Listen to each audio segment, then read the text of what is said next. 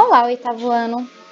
Espero que esteja todo mundo bem, que vocês estejam conseguindo manter uma rotina de estudos nesse momento de paralisação. E para a gente continuar o nosso conteúdo, eu preparei essa aula, que ela é referente à matriz 9, que a gente começou a estudar em sala, então que vocês têm ela impressa com vocês, e a matriz 10, que eu vou colocar no site da escola para vocês, disponibilizar para vocês lá, para que vocês possam ter acesso a ela, ok? Para continuar aqui, a gente vai falar um pouquinho sobre escalas termométricas. A gente já conversou um pouquinho sobre o que são as escalas, que são as escalas dos termômetros, que são utilizadas para a gente manter um padrão entre todos os termômetros. São as escalas termométricas que são responsáveis por, quando a gente pega dois termômetros diferentes para medir a temperatura de um mesmo corpo, que faz com que esses dois termômetros meçam a mesma temperatura. As escalas termométricas, elas são muitas. Cada pessoa que quiser pode criar uma escala termométrica da forma que achar mais conveniente, mas para fins de física, nós vamos estudar 3 dessas escalas, que é a escala Celsius, Fahrenheit e a Kelvin, que são as mais utilizadas no mundo hoje, ok? Bom, a escala Celsius é a escala que a gente utiliza aqui no Brasil para medição de temperaturas, ok? Que é a escala que a gente encontra aí em termômetros de rua, que medem temperatura ambiente, termômetros de digital, esses termômetros de mercúrio. É também a escala que é mais utilizada em todo o mundo. A maioria dos países hoje utilizam essa escala como a escala adotada pelo país, ok?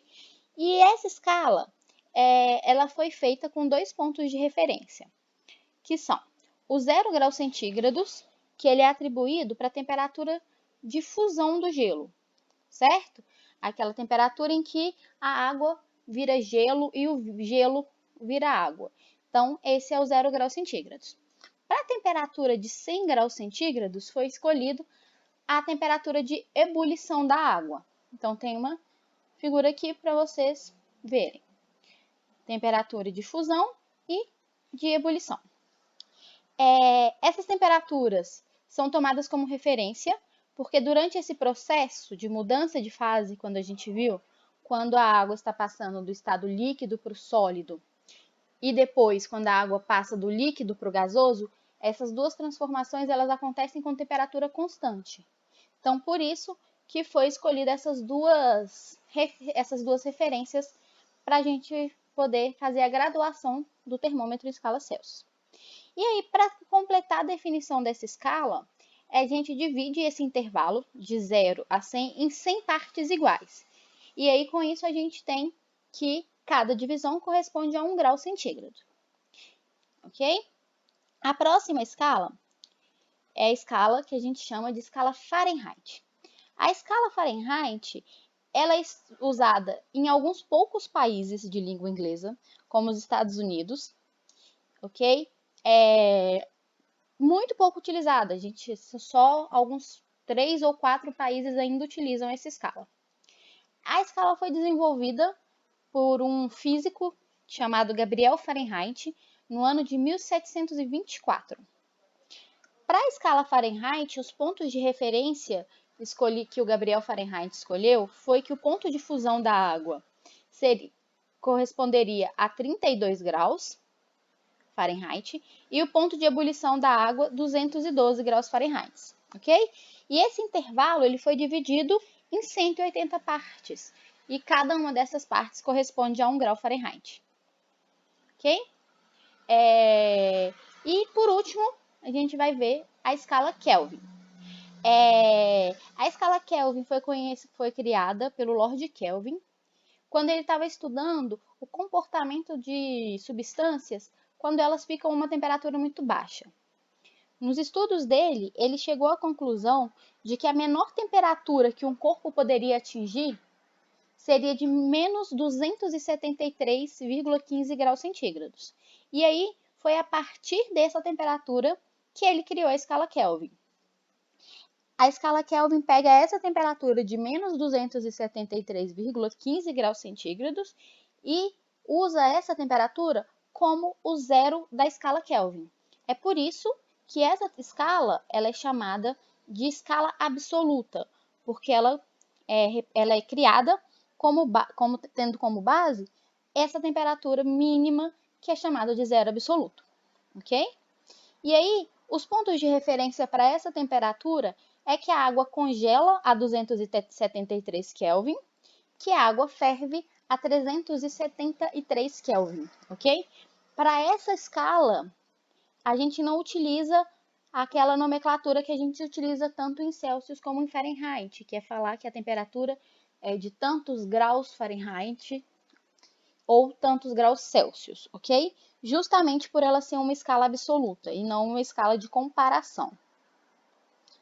E uma outra coisa que é muito importante sobre a escala Kelvin é que ela é utilizada como unidade do sistema internacional. A gente já conversou sobre isso em outras aulas, que cada cada grandeza vai ter uma determinada unidade que é utilizada para o sistema internacional. E a Kelvin é a que foi escolhida para ser utilizada nesse meio científico. Então, tudo que for feito para um artigo científico ou coisas desses gêneros vão ser utilizadas a escala Kelvin, ok? E aí aqui eu coloquei para vocês uma comparação entre as escalas. Então, olha só, o 0 grau Kelvin, que é o zero absoluto, ele corresponde a menos 495 graus Fahrenheit, que corresponde a menos 273 graus centígrados. Passando aqui para cima, a gente vê que o ponto de fusão da água acontece a 0 graus centígrados, 32 graus Fahrenheit e 273 Kelvin. O que significa isso? Bom, se eu pegar uma mistura de água com gelo e esse gelo estiver derretendo, se eu colocar um termômetro calibrado na escala Celsius, ele vai medir uma temperatura de 0 graus Celsius. Se nessa mesma mistura eu pegar um outro termômetro, mas graduado na escala Fahrenheit, ele vai medir uma temperatura de 32 graus Fahrenheit. Já um termômetro que esteja na escala Kelvin, ele vai medir uma temperatura de 273 Kelvin, ok? Então, essa é a relação que a gente tem entre as três escalas. É extremamente importante que vocês se lembrem dessa relação, ok? Entre as escalas, porque são informações que a gente vai precisar posteriormente nas nossas avaliações. Então, já façam um asterisco nessa parte para lembrar que vocês precisam saber isso, ok? Agora, com isso, a gente termina o conteúdo da matriz 10, que tinha faltado esse finalzinho aí para a gente discutir sobre a matriz, ok? E vamos começar a próxima matriz, que é a matriz 11, que eu vou disponibilizar para vocês. Essa matriz é uma matriz sobre sensação térmica, ok? E aí a gente vai ver que a sensação térmica é a temperatura aparente que a nossa pele vai sentir em virtude de uma combinação entre a temperatura do ambiente e a velocidade do vento. Então, olha só, para a gente ter uma noção melhor do que é sensação térmica, vamos pensar o seguinte.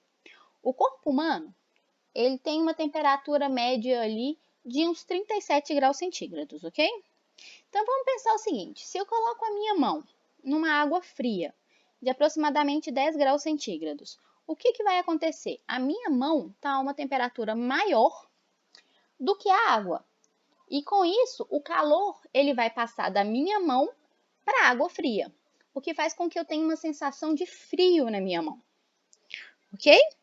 Agora, se eu pego a minha outra mão e coloco numa água morna, uma água quente ali, a uns aproximadamente 50 graus centígrados, vai acontecer o processo contrário.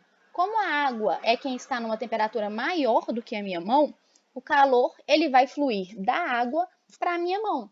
E por isso eu tenho a sensação de que aquela água está quente, porque eu estou recebendo o calor dela. Ok? Aí agora vamos pensar numa outra situação. Se a minha mão que estava na água de 10 graus centígrados e a mão que estava na água a 50 graus centígrados, elas forem colocadas numa água a temperatura ambiente, de aproximadamente 30 graus centígrados, o que vai acontecer? A minha mão que estava fria vai ceder, vai receber calor da água morna, ok? E aí eu vou ter uma sensação de que essa água está quente. Já a minha mão, que estava na água quente a 50 graus centígrados, ela vai ceder calor para a água morna. Então, eu vou ter a sensação de que aquela água está fria.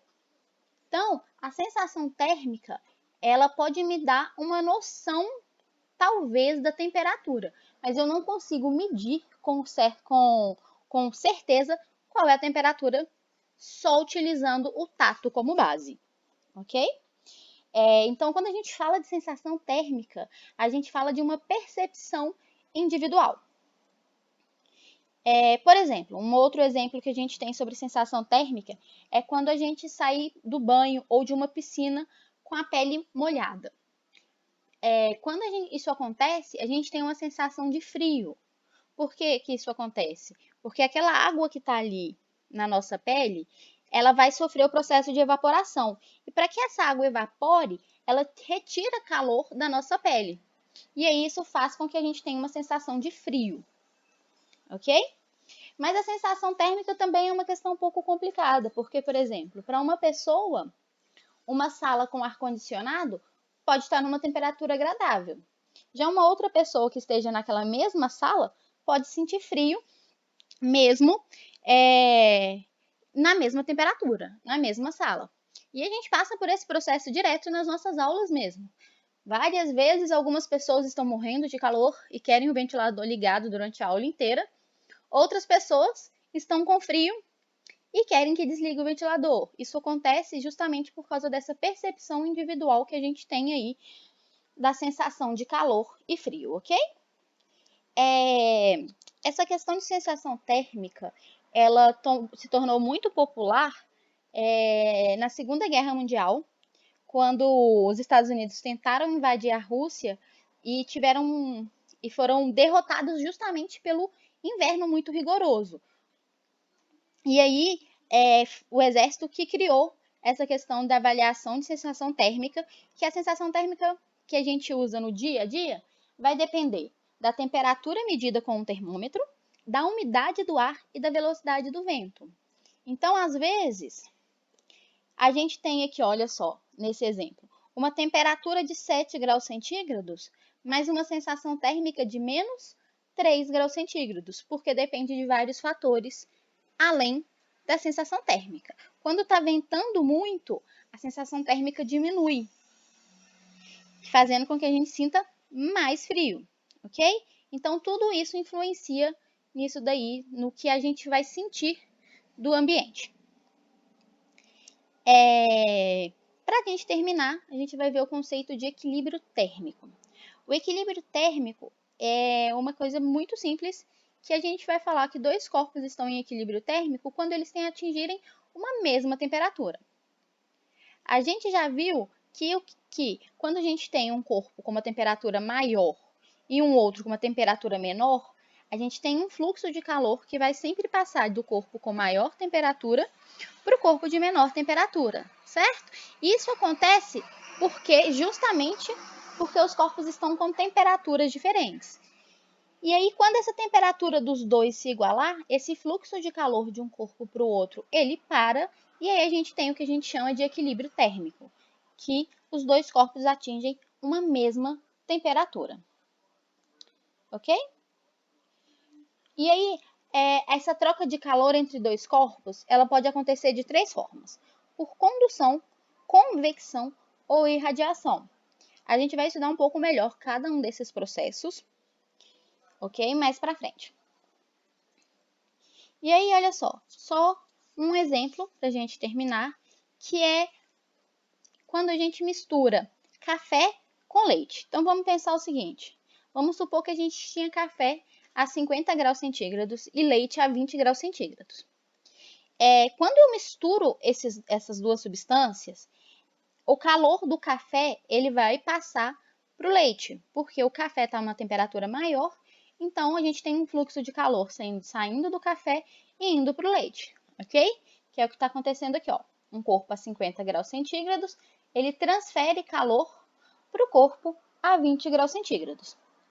E aí isso acontece até que os dois corpos atinjam o equilíbrio térmico, ou seja, até que os dois corpos atinjam a mesma temperatura final aqui, ok? Então, por hoje é isso. Para a próxima aula, vocês vão realizar as atividades das matrizes 10 e 12, ok? E aí, na próxima aula, eu vou corrigir essas duas matrizes de exercício. Então, tchauzinho!